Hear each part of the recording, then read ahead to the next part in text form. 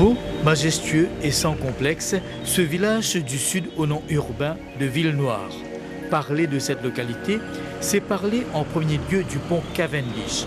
L'une n'existe pas sans l'autre, c'est comme deux pages d'une histoire commune, une invitation au parcours à ciel ouvert en passant par une véritable merveille architecturale qui célèbre en 2011 son 100e anniversaire.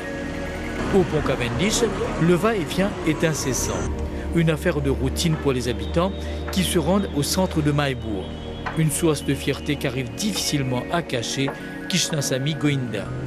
Depuis où l'enfance jusqu'à aujourd'hui, où traverse ce pont-là? Traverse ce pont-là, oui. Ça me semble que je aller venir Maïbourg, la Maïbourg, la Noire, ça me semble.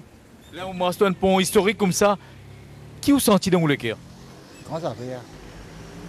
Comment ça fait? Dans la pont pour aller dans la ville, puis la pont pour aller dans la ville. La pour aller, comment ça fait? Les passionnés d'histoire, eux, ne semblent laisser aucun détail de ce passé relativement lointain. Quoique silencieux, Pont Cavendish a bâti sa réputation sur diverses phases de transformation, mettant à contribution le savoir-faire mauricien et une certaine beauté reconnue de pont parisien. Une quête de détails historiquement croustillants pour des passionnés, à l'exemple de Christophe Leroux. Le pont dit 143 mètres de long. C'était en 1853, des habitants de l'endroit qui avaient créé au gouverneur James Higginson pour demander si c'est capable de faire un pont en bois. Le pont était en bois de teck et c'était 210 mètres de long.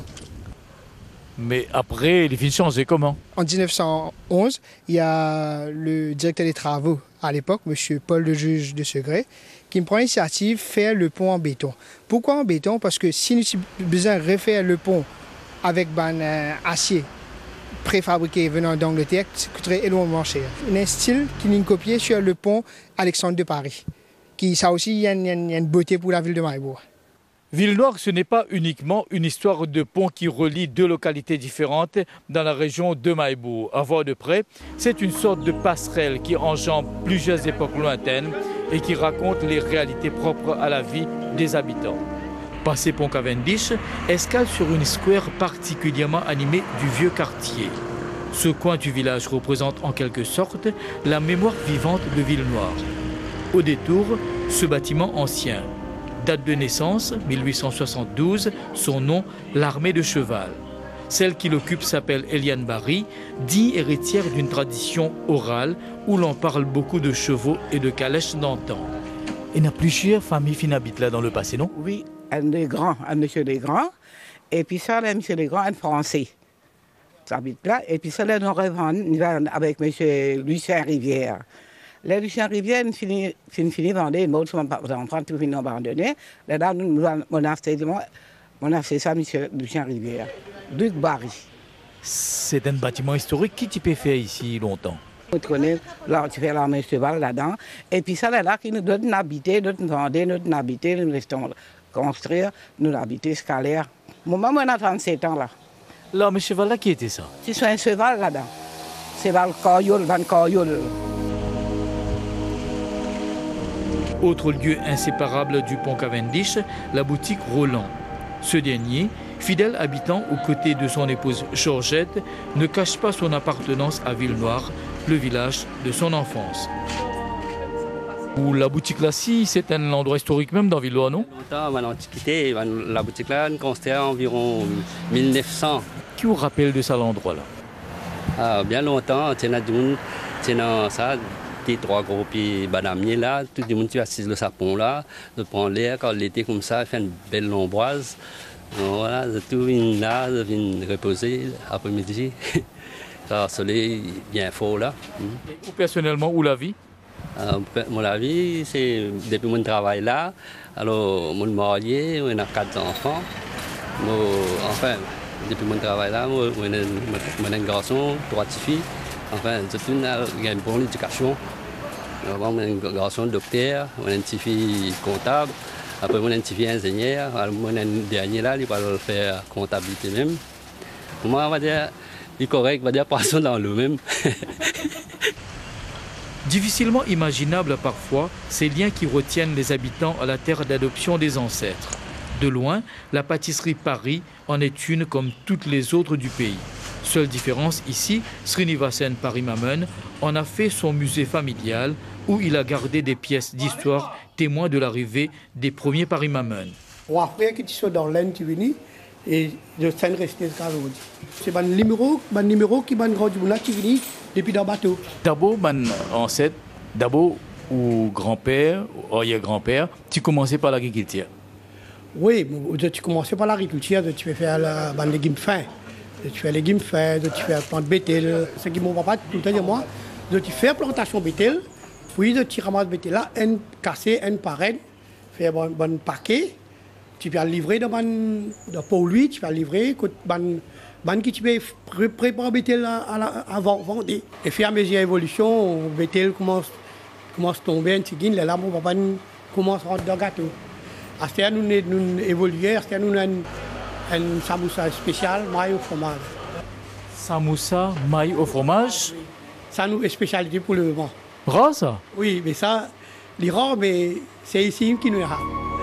En dehors de ce que raconte l'histoire ancienne, Ville-Noire est aussi et surtout un quartier qui vit avec ses réalités propres. Impossible de parler de cette localité sans s'arrêter à l'expérience de Gyan Dassou. Conseiller de village et pêcheur, il vit à quelques pas du pont Cavendish. Rien ne l'arrête, ni le temps, ni l'adversité.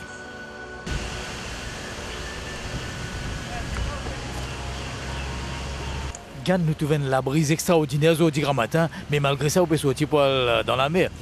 Frère, pas fait ou pas? Non, parce que c'est un métier qui nous a faire. Et dans la vie noire, plus nous la famille pêcheur.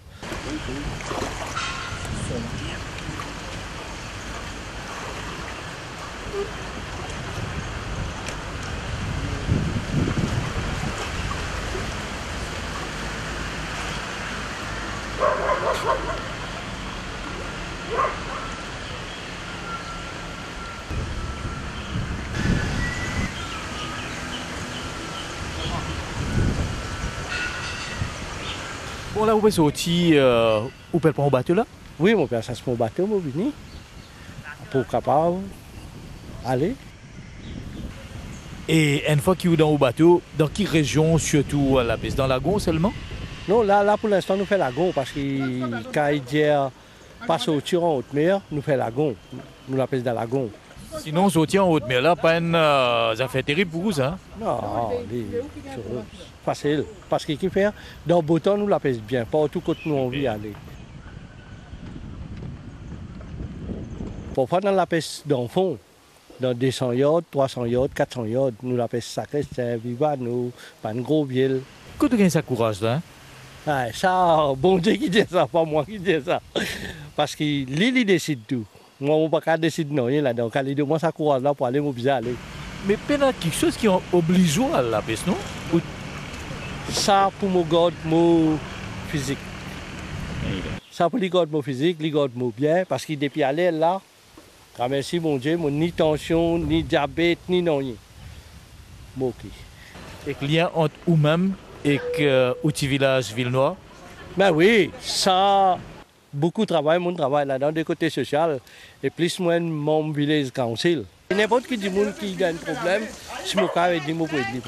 Alors que l'hiver ferait frémir le commun des habitants pendant ce temps, d'autres habitués de la mer rentrent au débarcadère. Marie-Thérèse Ginette-Sénèque et d'autres membres de sa famille ont été chercher des huîtres plus loin sur le littoral. Qui fait tout ça, on appelle la pêche d'huîtres, on dit comme ça? Parce que la saison d'huîtres, là, ça me peut tirer. Quand la saison l'appelle terminée? En septembre, le 15 septembre. Elle est terminée. Quand tu tiens la huître là? Fait année. Et bien longtemps de faire ça? Longtemps, les enfants. Et puis les enfants. Toute la famille occupée comme ça avec huîtres? Oui, petit fille garçon, se tirer. Il y a un petit lavier, ça. La cueillette d'huîtres, une affaire d'habitude également pour Prit Dassou. Lui aussi va chercher très loin ce fruit de mer qu'il prend soin ensuite de nettoyer en compagnie d'autres proches. Le principal, nous tirons huîtres côté grand pot, dans l'îlot fond des lérins, nous tirons huîtres. Et ici, l'îlot sale, là, nous visons autour des douches pour nous tirer huîtres. Une longue distance, ça? Oui, nous visons mettre l'essence pour nous attirer. Là, nous prenons bateau. Moi, avec cette camarade ensemble, quand matin, nous levons 4 h du matin, nous sommes sortis pour nous là-bas. Nous visons venir nettoyer, Après, nous remettons dans de l'eau, faire sur les vases olives, délirer ça, vide ça pour rien de suite, là, il nous chose vite normal. Qui est un client touriste intéressé à ça? Oui, plus beaucoup de touristes. Plus beaucoup de touristes. Nous avons des gens qui viennent, c'est mal pas venir trop. Donc samedi, nous avons beaucoup de touristes venus. Il faut après des moments de travail ici.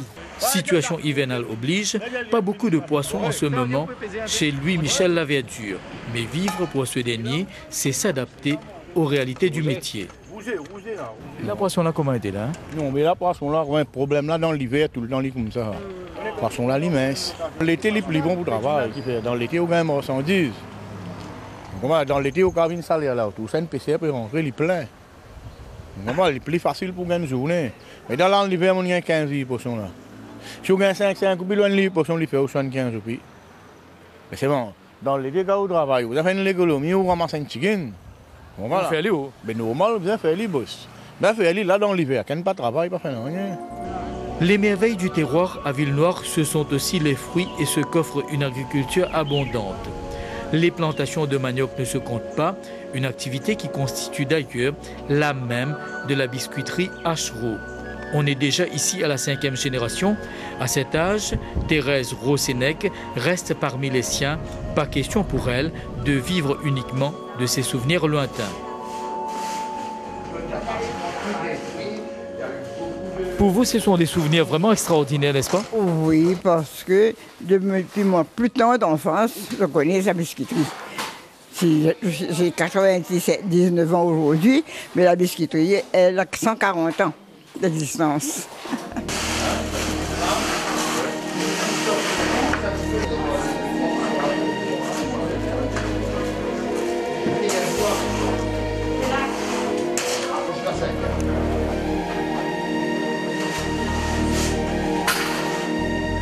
J'ai toujours été intéressée et quand mon père est mort, il y a eu mon frère qui a pris la relève. Et quand mon frère est mort en 1956, tout le fardeau est resté sur mon dos. Et depuis, je suis au poste avec l'aide de Dieu, ça va. Qu'est-ce que votre entreprise représente comme contribution dans la vie de l'île Maurice, mais aussi à Ville-Noire ici? Avec la Première Guerre mondiale, elle était vraiment la sauvegarde pour le manger des Mauriciens. C'était la seule nourriture qu'on pouvait avoir. Il n'y avait ni pain, ni riz. Qui travaillaient nuit et jour pour fournir des biscuits à l'île Maurice entière. C'est une source de grande fierté pour vous? De bonheur, surtout.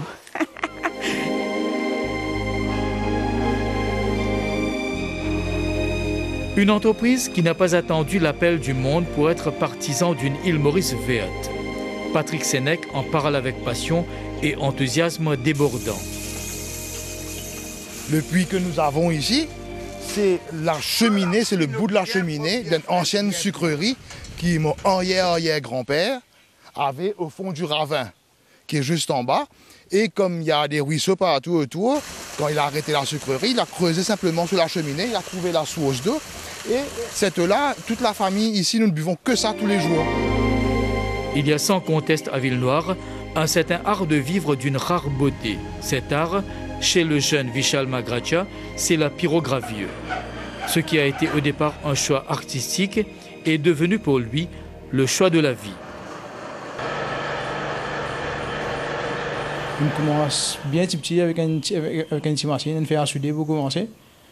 Pour faire mes yeux qui technique qui viennent, ben aujourd'hui on fait la barrière professionnelle, on peut faire pyrogravure, l'eau lapo, moi ici mutuel qui fait l'eau lapo, la plupart du monde qui fait tout fait pyrogravure l'eau zibois. Et moi fini mon formation, moi viens là, tu peux donner un cours formation à l'époque National Handicraft Center.